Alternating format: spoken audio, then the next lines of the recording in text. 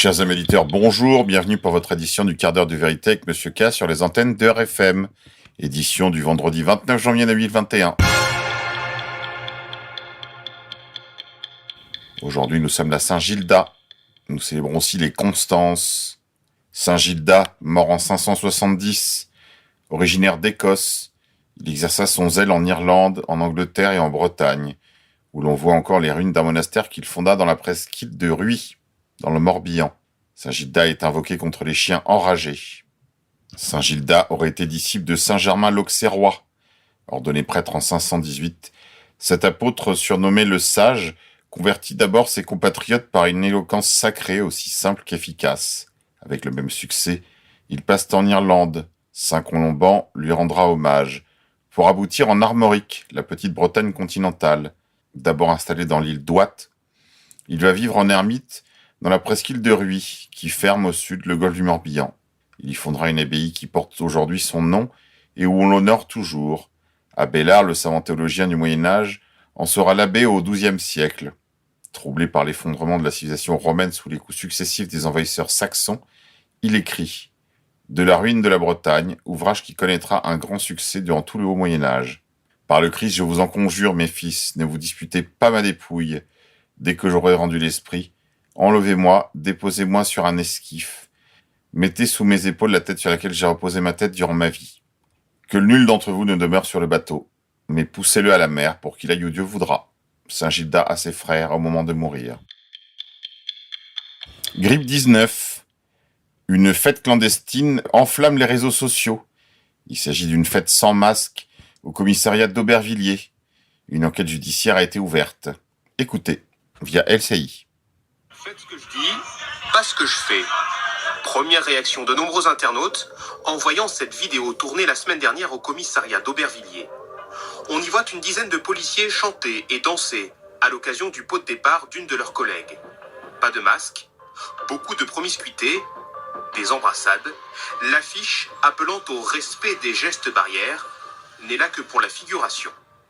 Devant le commissariat ce matin, certains habitants d'Aubervilliers font part de leur incompréhension.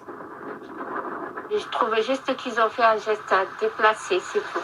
S'ils respectent pas ça, franchement, on peut pas après nous respecter. J'en ai vu plusieurs me dire mettez votre masque alors qu'eux-mêmes ils l'ont pas. D'autres se montrent plus enclins à excuser ce moment de relâchement. Ils sont entre eux. Religion, via ripostecatholique.fr. Nous avons lu avec intérêt la dernière lettre de paix liturgique qui publie la synthèse de la conférence des évêques de France suite à la demande de Rome du bilan du motu proprio qui, entre guillemets, autorise la célébration de la messe selon le rite de Saint Pie V, la messe de toujours. Cette note est très instructive de l'état d'esprit général au sein de la conférence épiscopale sur le sujet et a le mérite de voir écrit ce qui est régulièrement remonté de plusieurs diocèses. Nous espérons que les communautés Ecclesiadei auront aussi remonté leur bilan de ce motu proprio aux instances romaines qui ne peuvent avoir qu'une partie du bilan. La conférence des évêques de France a réalisé un dossier intitulé « Synthèse des résultats de la consultation sur l'application du motu proprio Summorum Pontificium demandé par la Congrégation pour la doctrine de la foi en avril 2020 ». La synthèse proprement dite est un document de 10 pages, reproduit sur le site de ripostecatholique.fr. Il est suivi d'annexes. Il a un intérêt majeur. Politiquement, la réalisation de cette synthèse est une sorte de coup de force. La congrégation romaine aurait dû elle-même analyser les réponses des évêques et en faire une synthèse générale. Mais la conférence italienne, la conférence française et d'autres sans doute ont décidé de faire elles-mêmes ce travail, ce qui permet, selon l'inclination habituelle des conférences d'évêques, d'élaborer une ligne générale dans laquelle un certain nombre d'évêques ne se reconnaîtront pas et de formuler des vœux censés être ceux de tous. Globalement, malgré l'énumération de constats positifs à propos de Summorum Pontificium, pacification, réponse à un besoin pastoral, systématiquement minimisé par le rédacteur de la synthèse, la conférence des évêques de France s'avère méprisante pour les participants à la liturgie traditionnelle. Formation indigente des prêtres, suspicion sur l'enseignement donné par la Fraternité Saint-Pierre et l'Institut du Christ-Roi souverain prêtre, faible dynamisme missionnaire, prédication médiocre, ignorance de la Fraternité Saint-Pie X déclarée hors de l'Église. Même si les chiffres donnés sont également constamment revus à la baisse par rapport à la réalité, il apparaît clairement que la célébration de la messe traditionnelle est désormais un fait acquis en France, mais fondamentalement, la CEF ne supporte pas l'exclusivisme, assez générale des prêtres, des fidèles, ni le catéchisme qui va avec, qui voudrait matiner la forme extraordinaire du rite romain d'éléments de la forme ordinaire, pour reprendre le vocabulaire officiel. Les évêques voudraient recourir davantage à des prêtres diocésains pour célébrer la messe selon Saint Pie V, mais ne le peuvent pas, par manque de personnel. On remarque également aussi une victoire de la tradition, en ceci que de très nombreux prêtres demandent à être formés à la messe traditionnelle. Nous y reviendrons un de ces jours. Monde d'après, le sandwich au thon de Subway ne contient pas de thon, confirme un procès contre l'enseigne du restaurant rapide. Les ingrédients de ce sandwich au thon n'étaient ni du thon, ni du poisson. Jeunesse. La France traite fort mal sa jeunesse. Chaque soir, des centaines d'étudiants font la queue dans le froid pour pouvoir bénéficier de l'aide alimentaire. Une honte absolue. Insolite. Grippe 19. Il n'y avait jamais eu de cas dans une maison de retraite italienne très isolée. Ils ont reçu la première dose du vaccin le 13 janvier. Aujourd'hui, il y a plus de 30 cas positifs au Covid-19. Accouchement. Intolérable. L'accouchement en période Covid est un cauchemar. Les femmes qui accouchent vomissent dans leur masque et sont forcées à accepter des césariennes parce qu'elles n'ont pas la force pour pousser à cause du masque. Via RFI. Cruche du jour. Apolline de Malherbe déclare sur Twitter « Et pourquoi pas un confinement mondial ? Ce serait la seule mesure vraiment efficace, non ? Le monde entier sur pause, 3 semaines. Tous les dirigeants, pour une fois, solidaires. On anticipe, le temps de faire des réserves, et tout est suspendu. L'humanité immobile. » #imagine. Destruction des dômes. Dans une indifférence totale, cette année, c'est 26 incendies d'églises qui ont eu lieu en France. Censure, répression, 4 mois de prison ferme pour avoir diffusé des documents secrets francs-maçons. L'être humain souverain Loranger a été condamné pour avoir publié sur le site conspirationniste stopmensonge.com plus de 6000 fichiers contenant entre autres les noms, adresses et numéros de téléphone des membres de la Grande Loge de France, avant de recommencer en novembre avec plus de 34 000 fichiers appartenant à la Loge du Grand Orient de France. C'est amusant quand il s'agit des Panama Papers, tout le monde saute de joie. Quand il s'agit de la franc-maçonnerie, tout le monde s'inquiète. Voilà, l'individu de 48 ans, qui résidait aux États-Unis, a été attrapé et cueilli à sa sortie à Roissy en 2018. Et il vient d'être condamné à 4 mois de prison ferme. Économie. Tsunami de dépôt de bilan prévu en 2021. Les entreprises font face au mur de la dette. Lestées par de lourdes dettes, mais maintenues sous perfusion par l'État, de nombreuses entreprises risquent de faire faillite en 2021. Le calme avant la tempête. Finance. Tribu de lumière. Il n'y a plus que 3 pays dans le monde qui n'ont toujours pas de banque centrale Rothschild. La Syrie, l'Iran et la Corée du Nord. Cela explique-t-il pourquoi les USA sont toujours en guerre avec ces pays ? Résistance. À Nice, le patron du restaurant Le Poppies a décidé d'ouvrir hier midi malgré l'interdiction. Les clients scandent « Liberté, liberté ». Une tirelire à amende a été prévue. La police a tenté d'empêcher le restaurateur d'accueillir des clients, mais il a fini par laisser faire. Nombreuses verbalisations tout de même. Qu'arriverait-il si de telles initiatives se propageaient partout en France et que beaucoup d'autres restaurateurs décidaient de faire de même ? Mise à jour, le restaurateur qui a ouvert son établissement à midi à Nice hier était hier soir en garde à vue. Son cuisinier, un étranger en situation irrégulière, a été placé quant à lui en détention. Complotisme. Bill Gates se dit surpris par le nombre de théories de conspiration folles et maléfiques qui se sont répandues à son sujet sur les médias sociaux pendant la pandémie de Covid-19. Grand reset. La présidente de la Banque Centrale Européenne, Christine Lagarde, a appelé mercredi à une réglementation mondiale du Bitcoin, affirmant que la monnaie numérique avait été utilisée dans certains cas pour des activités de blanchiment d'argent et que toute faille devait être comblée. L'État profond panique, le contrôle de la monnaie leur échappe, via Reuters. Grand reset. Les vidéos sur la chaîne YouTube du Forum économique mondial de Davos ont largement plus de pouces rouges que de pouces bleus. On continue. Grippe 19. Confinement. La Californie, l'État de New York, l'État de Washington, de la ville de Seattle, arrêtent d'un seul coup le confinement et les autres mesures de restriction comme l'interdiction des restaurants et des bars. Évidemment, tout cela n'aura rien à voir avec l'élection de Joe Biden et la mise à l'écart de Donald Trump. La courbe des cas positifs est en chute libre. Rien à voir non plus avec la diminution des cycles des tests PCR via les vilains complotistes. Grand reset. En France bientôt, Michel-Édouard Leclerc commercialisera des insectes dans nos assiettes. L'Autorité européenne de sécurité des aliments, ou EFSA, vient de donner le feu vert à la commercialisation de larves et d'insectes, conformément au plan du Forum économique mondial de Davos, de Klaus Schwab, conformément également à la promesse de son livre Le Grand Reset, disponible en PDF et en français sur mon fil Telegram, t.me/monsieurk_off. Grippe 19, le ridicule ne tue pas. D'après une étude publiée par le New York Post, chanter en allemand augmente le risque de contamination à la grippe 19. Économie. Les travailleurs ont perdu 3,7 trillions de dollars pendant la durée de l'épidémie. Les femmes et les jeunes de 20 ans sont les plus touchés. Pendant ce temps-là, les milliardaires, tels que Elon Musk, Bill Gates, Jeff Bezos, Mark Zuckerberg ou encore Warren Buffett, ont augmenté leur fortune de 3,9 trillions de dollars. Marché. Revenons sur l'affaire de GameStop.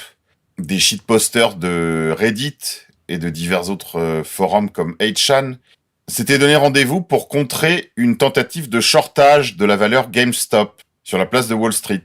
Alors que de grands hedge funds misaient à la baisse de la valeur de GameStop, ils se sont donné rendez-vous pour valoriser la valeur, au contraire.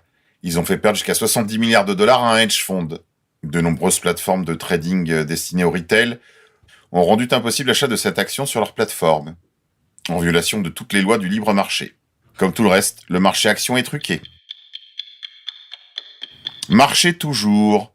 Le conservateur Charlie Kirk nous signale sur Twitter que Nancy Pelosi a acheté pour 1 million de dollars d'actions Tesla juste avant que Joe Biden n'annonce la volonté de faire une transition énergétique de la flotte de véhicules gouvernementaux.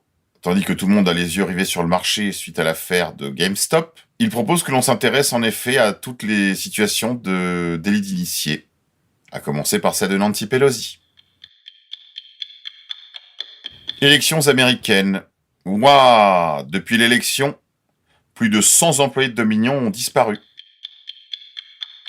Folie. Joe Biden fait la pute pour le Parti communiste chinois. Par un ordre exécutif présidentiel, il a interdit l'usage du terme « virus chinois ». Résistance. 3 militants de la droite radicale seront jugés après des violences à l'encontre de journalistes de quotidien. Les faits auraient eu lieu en octobre 2019 lors d'une manifestation contre la PMA. Yvan Benedetti est parmi eux. Étrange. Un autre policier présent lors des événements du Capitole du district de Columbia aurait commis un suicide, via le New York Post. Marché. La présidente du Nasdaq suggère que l'on arrête le trading afin de permettre aux gros investisseurs de recalibrer leur position pour combattre les utilisateurs de Reddit qui leur ont mis une grosse disquette avec cette affaire de GameStop. Balance. Le patron des Proud Boys, Enrique Tarrio, était en réalité un informateur de la police. Il était un indique pour la police locale et fédérale, d'après les documents de la cour obtenus par Reuters, qui indiquent qu'il a aidé les autorités à poursuivre 13 individus pour des délits fédéraux. Les autorités américaines enquêtent actuellement sur le rôle joué par les Proud Boys lors des événements du Capitole. Justice. Ghislaine Maxwell, la complice de Jeffrey Epstein, essaie de faire tomber les charges contre elle en déclarant que son jury est trop blanc. Je vous rappelle que Ghislaine Maxwell, quant à elle, est membre de la tribu de Lumière, et partant n'est pas une blanche. Epstein toujours. Le président syrien Assad affirme que Jeffrey Epstein ne s'est pas suicidé, via Newsweek.com. Deep State. Les démocrates veulent introduire une loi pour faire du district de Columbia à Washington le 51e État de l'Union, via NBC News. Fondement. La Chine va promouvoir les tests anneaux pour ce qui concerne le coronavirus, déclarant qu'ils sont plus précis que les tests oraux. Quand on vous disait qu'il vous demanderait de vous mettre une plume dans le cul, on n'était pas très loin. Santé, vaccination. Le vaccin de Moderna contre la grippe 19 ne devrait pas être utilisé sur les femmes enceintes. C'est ce que déclare publiquement l'Organisation mondiale de la santé. La Hollande est-elle au bord d'une guerre civile? C'est ce que laisse entendre le New York Post. Allez, c'est tout pour aujourd'hui, les goys, on se retrouve demain. Je vous propose aujourd'hui, comme musique, Kingdom de VNV Nation.